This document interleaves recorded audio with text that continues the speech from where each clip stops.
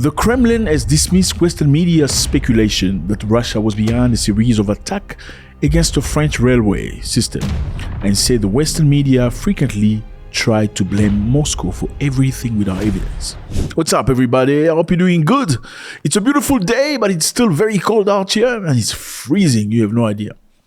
We have like a heater, right? You can't see it, but yeah. I hate it when it's cold. Do you hate it when it's cold too? Let us know. I'm sure you hate it when it's cold.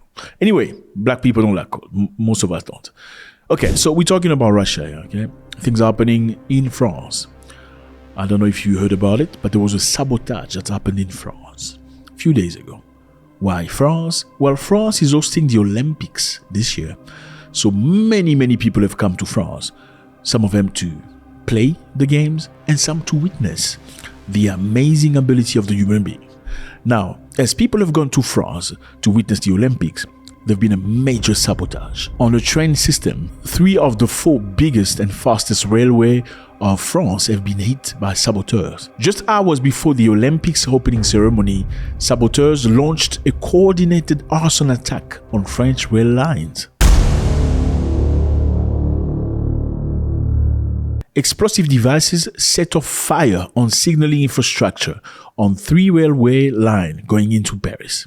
And obviously, as you can tell, if 3 rail lines out of 4 fast line, high-speed trains are hit by fire, it's going to disrupt the mobility of the people, and the athletes, and the visitors, and the tourists, and the spectators. And they say another attack on Paris-Marseille line was foiled. So there was multiple coordinated attacks by what France calls saboteurs, with the goal of destroying or disrupting the movement of the people. However, nobody has claimed responsibilities, because usually when something drastic like that happens, you see a group of people somewhere say, oh, well, we did that. Nobody has claimed it. Nobody has claimed responsibility. And at the time, French Prime Minister Gabriel Attal said that it was too early to speculate about who might be behind those attacks. Puis, un acte de sabotage ciblé et coordonné a frappé le réseau SNCF et notamment les axes Est, Nord et Ouest avec un objectif clair, bloquer le réseau TGV. Les conséquences sont massives. Ce sont des centaines de milliers de nos concitoyens qui se retrouvent bloqués, des centaines de milliers de nos concitoyens qui n'aspirent qu'à une chose, pouvoir partir en vacances, se retrouver en famille, pour certains assister à des épreuves des Jeux Olympiques. That was very early after the attack. That changed very quickly when they blamed Russia for that. And apparently that came from Americans. They say Russia was behind the attack on fast-speed rails in France. With what goal, you'll ask yourself? We all know that France and Russia are not in very good terms. Okay, currently they've had some, go at each other, especially in Africa, where Russia has taken some of the countries, has taken collaboration with some of the countries that worked with France prior. Mali, Burkina Faso, and Niger used to be very good friends with France, but they are not very much at the moment since they invited the Russians in. So the Russians in, the French out, and France doesn't like that very much. And after that, Emmanuel Macron, president of France, had very vicious rhetorics toward Russia, asking other countries of Europe to send troops and gears to go fight in Ukraine against Russia. That is something that Emmanuel Macron had never done in the past. That only happens after they were kicked out and Russia was proeminently going into Africa, especially in countries that were colonized by France. So it's a matter of interest. Now, do Russians have reason to attack France? Well, maybe because France is not a very good friend of Russia right now. We all know that France has sided with Ukraine. So Russians perhaps will not like very much what French are doing. But is that a reason for them to go to France and disrupt this fast rail train that will be moving people from multiple places to Paris? We don't know. Now, we also know that Russia is not participating in the Olympics as Russia.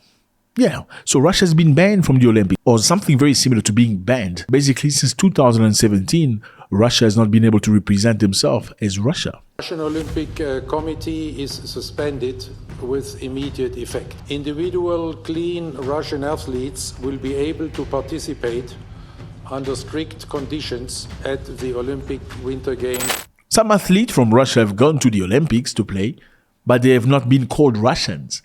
They've created a name for them. just to hit Russia. From 2016 to 2021, they were called ROC. Now they are called AIN. Russia will not compete as ROC in Paris. Instead, Russian athletes will fall under the Individual Neutral Athlete Delegation, or AIN, the code after the French name Athlète Individuel. This simply means Russian athletes will not represent Russia in the Olympics, but they're going to be represented as individuals. Because they felt like, you know what, let's not ban Russia, because if you ban Russia, it looks too bad. Like, yeah, you just turned everything against Russia. Let's allow Russian athletes to compete, but they will not represent Russia. They will be individuals.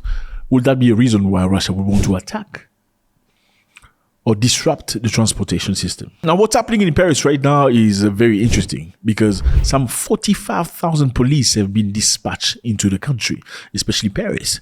100,000 soldiers with weapons and 2,000 private security agents have been deployed to secure the game. And during the opening, they had snipers looking through the roofs and the drones in the air, making sure that nobody get hurt. Oh, somebody get hurt. Or maybe nobody get hurt. Basically, that's what it is. So, in other words, the Olympics look like a battlefield. You know, many soldiers, many people. Is that the world you want to live in? Where people will be scared of doing anything? I don't think that's the world I want to live in. We like freedom. We like being happy. I mean, why are people being nasty to other people? Because you are doing something to them. I mean, if you disrupt somebody too much for too long, eventually they're going to take arms or find ways that's ingenious to disrupt you too. And then you're going to be living with no peace.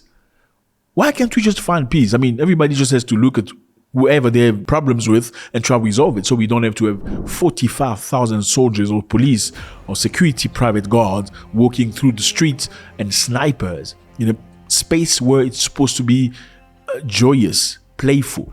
I don't think it makes any sense. Now they have accused Russia of disrupting the system. Russia has dismissed the claim. Asked about the speculation that Russia was behind the attack, Kremlin spokesperson Dmitry Peskov told reporters, "These are just the latest fakes, more unsubstantial accusations." So in other words, he's just trying to say, you know what, we are used to this. They lie about us all the time. Whenever they do something negative, they accuse Russia. Whenever something goes wrong, they accuse Russia. Is he telling the truth? We don't know. Was Russia behind us? We have no idea. Can you say that Russia gets accused very often for things that are sometimes not correct? We don't know about that. Well, listen to this. Russia on July 30th dismissed another claim. They called it absurd. They say the U.S. intelligence assertion that Russia is seeking to meddle in the presidential election in the United States of America. So some people in France claim that Russia tried to disrupt the trains by, doing that. Some people in America say also Russia is trying to disrupt with the presidential election in the United States. And many people know that Donald Trump is a very strong position right now. Biden had to be replaced by Kamala Harris. And we also know that Trump will most likely try to end this war in Ukraine and find the middle ground, because he has done it in the past. He went to North Korea. He proved himself. No American president had done that before. Was he really trying to find peace? Most likely. Or maybe we're going to find it if he becomes president. So once again, Russia has thrown over the accusation, saying that they disrupted 3 high-speed train rail. They say it's completely absurd. Let me know how you feel about this. Is this correct or not? Do you feel Russia did this? Or do you feel they created their own mayhem so they can attract attention? And why would they do that? Because that will scare people. People will feel fearful. God bless.